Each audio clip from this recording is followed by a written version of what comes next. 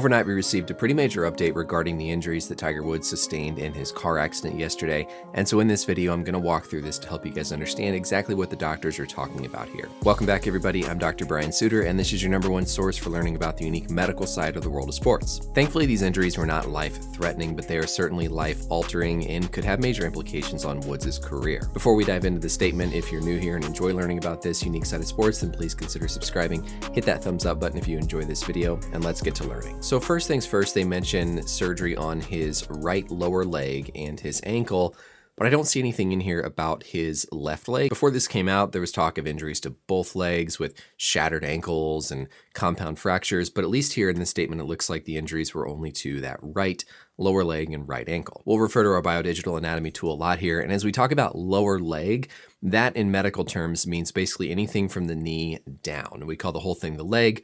We would call this portion the thigh, and then below the knee, that's going to be the lower leg, and then of course the ankle. So we're talking about injuries below the knee. Next is where we get to the real description of what happened here. So comminuted open fractures affecting both the upper and lower portions of the tibia and fibula bones. Okay, so comminuted basically means that the bone was in a bunch of different pieces. This could be what they were referring to when they said his ankle shattered, because a comminuted fracture, you really do have a lot of smaller pieces of bone as opposed to a true, just clean single line break. Open fracture here, of course, refers to the fact that the bone came through the skin. We would also call that a compound fracture.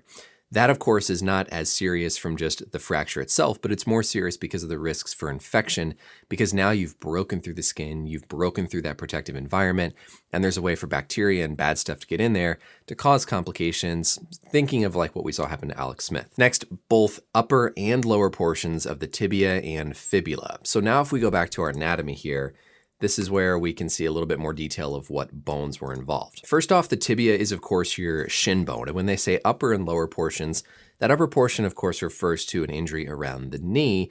And that lower portion is going to refer to the ankle joint. And then your fibula is, of course, the bone here on the outside. One of the big things we don't see in this report is whether or not he had any soft tissue ligament injuries within the knee itself. If you've got enough trauma to result in a tibia fracture up by the knee joint, there was probably a lot of energy imparted through the joint itself to raise the concern for specifically things like a PCL tear in a dashboard accident, or certainly other soft tissue injuries inside the knee, which could have just as much of an impact on Woods' career going forward. Next, we get some detail about how they actually treated the tibia fracture, inserting a rod into the tibia. So this is something called an intramedullary rod. It would be the same thing that like Paul George had done, the same thing that Kevin Ware had done. They basically put a metal rod inside the tibia through this space called the medullary canal that allows the tibia to be brought back into proper alignment and heal. Next, we hear about injuries to the bones of the foot and ankle that were stabilized with a combination of screws and pins. So now we're also talking about not just tibia and fibula fractures, but fractures in the bones of the foot and the ankle. Now, the ankle could correspond to the tibia or the fibula, but plates and screws basically get those bones back in proper alignment to heal from the fracture. Now, the next part is where this gets more concerning in my opinion. So they mentioned trauma to the muscle and soft tissue of the leg required surgical release of the covering of the muscles to relieve pressure due to swelling. What they're describing here is something called compartment syndrome. This is basically a cross-section through the lower leg where we can see our tibia and our fibula, and what I've highlighted in green is one of the many compartments that we have inside our leg. We have these in our thigh as well. These muscle compartments are surrounded by fascia, which is this fibrous kind of connective tissue that basically encapsulates and holds that compartment in place. This covering that they say they have to release is that fascia. They actually have to go in there and with a knife cut the fascia so that the pressure that's built up inside this compartment can release. From whether it's bleeding, trauma to the muscles, injuries to the bone, you can have excessive blood that forms inside that compartment that builds up the pressure in the compartment.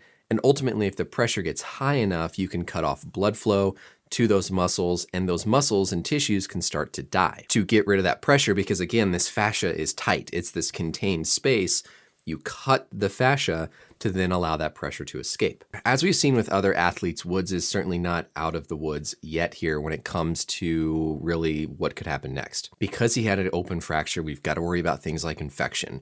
He had compartment syndrome. All that stuff together just makes this a much more serious, complicated injury. The other thing we've got to worry about, oftentimes when traumas like this happen, we aren't initially thinking about the ligaments. We're not thinking about all those other soft tissues when we're focusing on the bone and stabilizing that fracture. So it's very possible that he could have torn an ACL, torn a PCL, damaged something in, one of his arms. And so there's going to be a lot of subsequent steps here as part of his recovery to see what else might have been injured and affected as he kind of gets through this serious initial phase. I certainly don't want to make any judgments on his career. I mean, this is all so acute and sudden.